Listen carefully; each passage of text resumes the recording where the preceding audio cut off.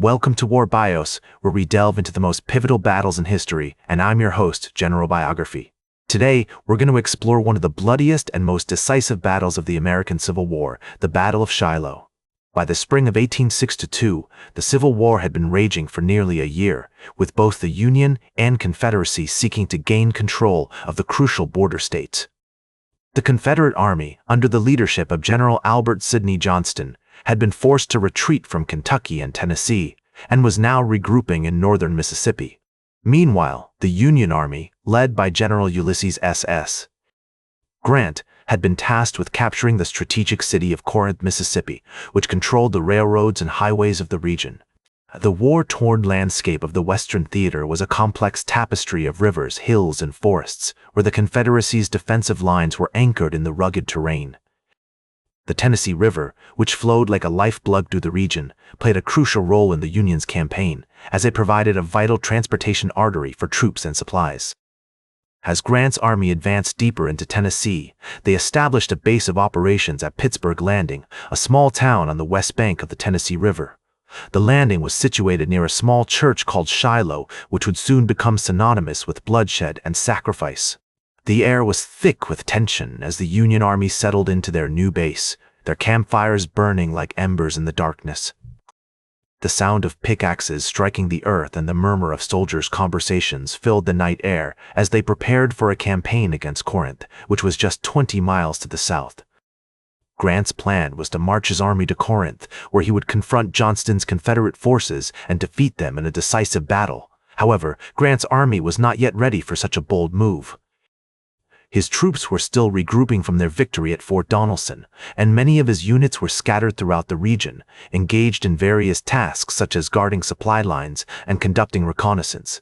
As the Union Army prepared for the impending campaign, General Johnston was aware of Grant's plans and was determined to strike first.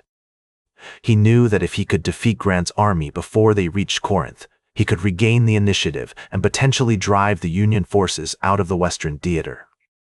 To achieve this goal, Johnston began to concentrate his forces near Corinth, where he assembled a powerful army of over 40,000 soldiers. The Confederates were a formidable force, with seasoned veterans and raw recruits alike, all united in their determination to defend their homeland. As the days passed, Grant's army continued to grow in strength, but they remained dispersed across the region. On April 5, 1862, Grant's cavalry commander, Colonel Joshua W. Sill, reported that Confederate troops were massing near Corinth and that an attack was imminent. However, Grant was skeptical of this report, believing that Johnston would not dare to launch a preemptive strike against his army. This skepticism would prove to be a costly mistake, as the Confederates were indeed planning a surprise attack, one that would catch Grant's army off guard and send shockwaves throughout the Western Theater.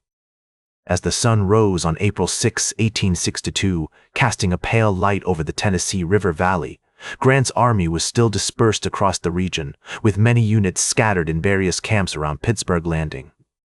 The air was crisp and cool, with a hint of mist rising from the river as the Union soldiers began their daily routines, unaware of the impending storm that was about to descend upon them.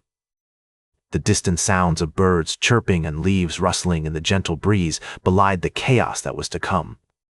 Meanwhile, Johnston's Confederate army had been marching through the night, their columns stretching for miles along the Corinth Road as they converged on the Union positions with a sense of purpose and determination.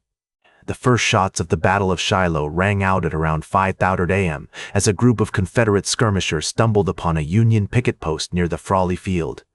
The sudden burst of gunfire sent shockwaves through the Union camp as soldiers scrambled to respond to the unexpected attack. Grant's army was caught off guard, with many units still in their tents or just beginning to stir for the day. The Confederates, on the other hand, were well coordinated and determined, pushing forward with a fierce battle cry that sent shivers down the spines of the Union soldiers. The sound of cannons booming, rifles crackling, and men screaming filled the air as the battle raged on for hours, with neither side giving an inch. As the Confederate forces advanced, they encountered the Union lines near the Shiloh church, where the fighting quickly became intense and chaotic. The Union troops, still reeling from the surprise attack, struggled to form a cohesive line of defense. The Confederates, however, were relentless in their assault, driven by a desire to break through the Union defenses and send Grant's army fleeing in disarray. The landscape around the church was soon transformed into a battleground, with soldiers on both sides fighting for every inch of ground. The air was thick with the smell of gunpowder, sweat, and blood as the two armies clashed in a frenzy of steel and fire. One of the most pivotal moments of the battle occurred around 9:00 am, when the Confederate forces launched a massive assault on the Union positions near the Hornet's Nest, a dense thicket of trees and underbrush that had been occupied by a brigade of Union soldiers.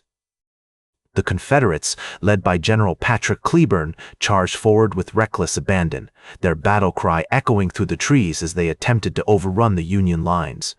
However, the Union soldiers were well entrenched and determined to hold their ground. They unleashed a withering fire on the advancing Confederates, cutting them down in horrific numbers. The fighting was so intense that the ground around the Hornet's Nest became slick with blood and mud, as the bodies of the dead and wounded piled up in gruesome heaps.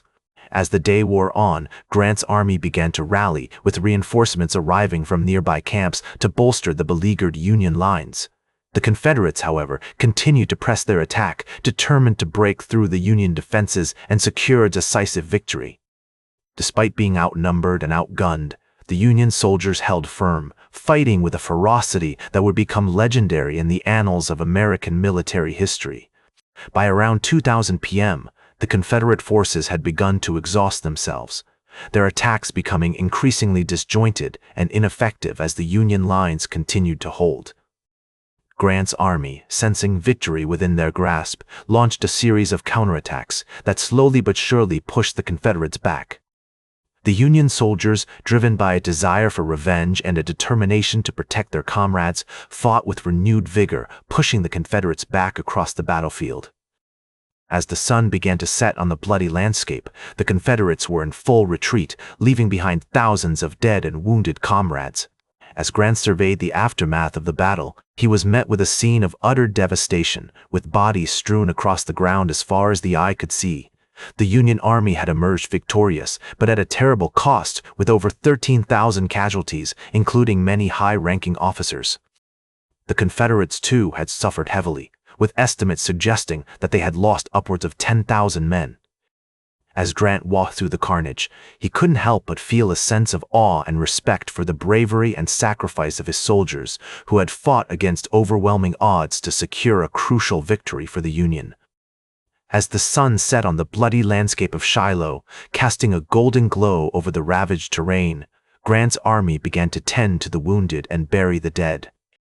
The sheer scale of the carnage was overwhelming, with bodies strewn across the ground as far as the eye could see, like a grim harvest of death and destruction. The Union Army had emerged victorious, but at a terrible cost, with over 13,000 casualties, including many high-ranking officers, whose fallen forms seemed to stretch on forever. The Confederates, too, had suffered heavily, with estimates suggesting that they had lost upwards of 10,000 men, leaving behind a trail of shattered dreams and broken lives. In the days and weeks that followed, Grant's army regrouped and reassessed their strategy, like a mighty beast wounded but not defeated.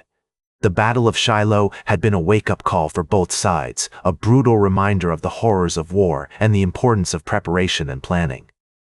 For Grant, the battle was a turning point, a moment when he realized that the war would not be won quickly or easily, but rather through a slow and grinding process of attrition, where every inch of ground was bought with blood and sacrifice. As he later reflected, the reports of the battle made me feel like I had been through a storm, and the thought of the thousands of lives lost weighed heavily on my mind, like a physical burden that threatened to crush me at times. Despite the heavy losses, the Union Army continued to push forward, driven by a determination to bring the war to a swift and decisive end. The Battle of Shiloh marked a significant shift in the balance of power in the Western theater, as Grant's army gained momentum and began to drive the Confederates back, like a relentless tide that could not be stemmed. Over the coming months, the Union Army would go on to win a series of crucial battles, including the Siege of Corinth and the Battle of Stones River, each one a stepping stone towards ultimate victory. We can almost hear the distant thunder of cannons, the screams of the wounded, and the cries of the bereaved, echoing through the corridors of time, a haunting reminder of the devastating consequences of conflict. That's all for today's War Bios. Remember to like, share, and subscribe, and until next time, I'm General Biography reminding you to keep marching toward victory.